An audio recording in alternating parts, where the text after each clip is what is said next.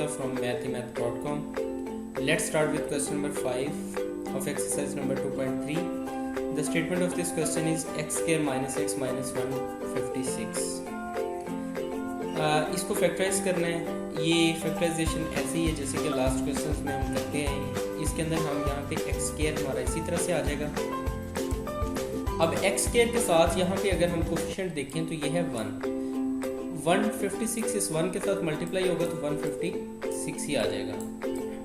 अब 156 का अगर आप पेयर बनाएं तो इनमें एक पेयर 12 मल्टीप्लाइड बाई 13 का है, यानी 12 को और 13 को अगर मल्टीप्लाई करें तो 156 आता है. तो इसमें तो पेयर्स और भी हैं, लेकिन इनमें इन तमाम पेयर्स में से ये पेयर जो है ये सूटेबल रहेगा. ये हमारे पास यहाँ पे 13 और 12 का पेयर है. तो हम इसे इस तरह से कर लेंगे कि ये हमारे पास आ जाएगा x square minus 13x plus 12x. अब अगर आप इसको ऐड करें तो इसका आंसर माइनस एक्स ही आएगा, माइनस 156 आ जाएगा. अब हम ऐसे करते हैं कि इन दोनों में से x को कॉमन ले लेते हैं. x को कॉमन लिया तो हमारे पास यहाँ पे आ गया x माइनस 13 और इन दोनों में से हमने 12 को कॉमन ले लिया तो ये भी हमारे पास x माइनस 13 आ जाएगा.